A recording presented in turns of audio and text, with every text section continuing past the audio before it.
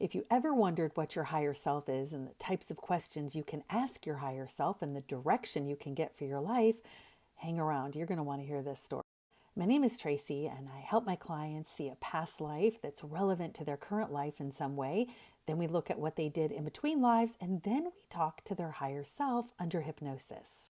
As I've said in many of my videos before, your higher self is the voice of your soul. It's kind of the middleman between your soul and your ego or your personality self. I jokingly refer to your higher self as your GPS in the sky because it can give you direction and guidance if you listen to it. The more you learn to surrender to the voice of your soul, aka your higher self, the more peace and contentment you will have in your life. I want to share a really interesting story of what my client experienced today.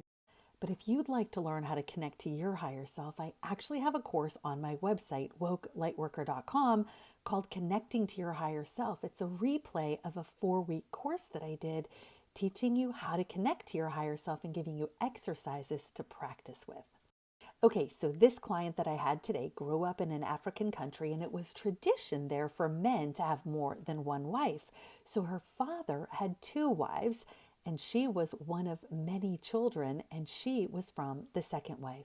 Her mother, the second wife, was more than 30 years younger than her husband, which is my client's father. And being a young wife, my client described her mother as never really growing up, just kind of staying frozen as a child. Now, the first wife was much closer in age to the husband, and when he got a much younger wife, she became very jealous, and her children with this husband were much older than my client, some 30 years older than my client. And they were all very angry and very jealous and treated her incredibly mean her whole life. Even now, when her father has passed, they're trying to completely cut her out of her father's estate and are fighting and fighting against her in court to make sure that she ends up with nothing. How it worked in that society was the husband had his own house and each of the wives had their own house. But at different times, the children from both wives would come and live with the father in his house. My client spent quite a bit of time living with her father and grew very, very close to him and loved him very much. She actually turned out to be one of his favorites, which of course really angered the children from the first wife. Later in the session, when I had my client connect to her higher self, I asked her higher self if it could go through her body with a fine-tooth comb and pull out every shred of shock, trauma, and drama and send it up to Creator's light and replace it with peace and unconditional love and light. Her higher self did so and said it looked like little shards of glass just pouring out of her body. There was a lot there that she had been holding on to. So when I first got together with my client and asked her, what are some of the things you want to address with your higher self?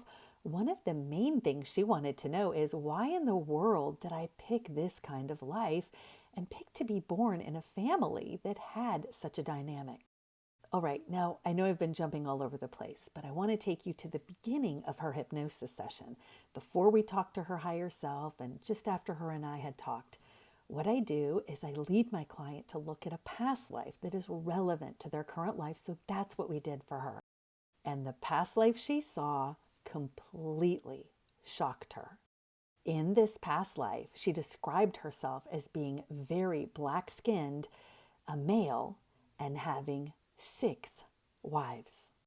So as the husband, he had his own hut, and the wives each had their own, where they lived with their children.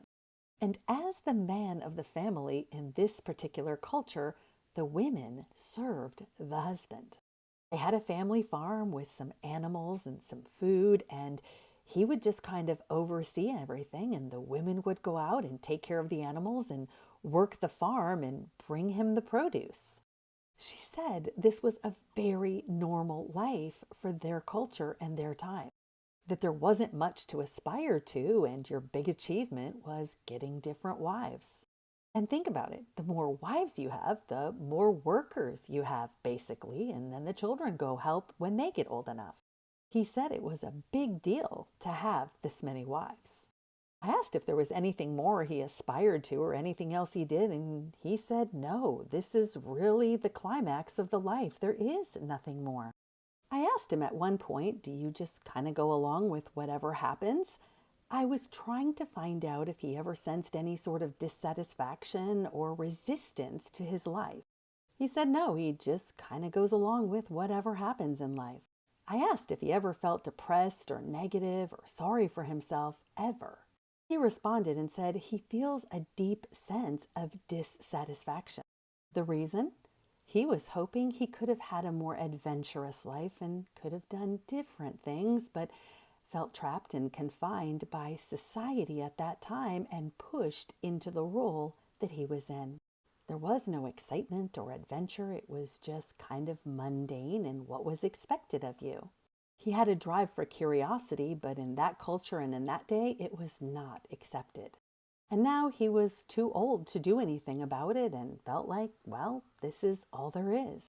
He said he never connected to his wives on any sort of personal level at all, and that the wives just accept all the responsibility that comes with being one of the wives on this homestead.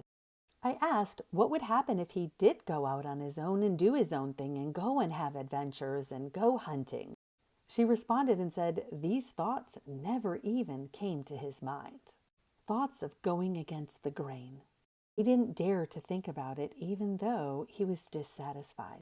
When he would discuss his dissatisfaction, others would tell him, oh, that's okay. You'll eventually outgrow it. Don't worry about it. They told him the wives would solve his dissatisfaction, but it never went away for him. On his deathbed, he said he felt really disappointed with his life. He felt really unhappy with the life that he lived. And at this point, my client, being back at this time as this man, felt all of this sadness and this regret and these emotions. And she was lying in bed, actually crying. He said he feels like he should have been able to do more in his life and for himself. But now he knows at this point there's nothing he can do to change it. However, after he died, I had him look down at his body. And from the perspective of no longer being in the body, I said, do you think any different thoughts now that you're out of the body and you're not in that experience anymore?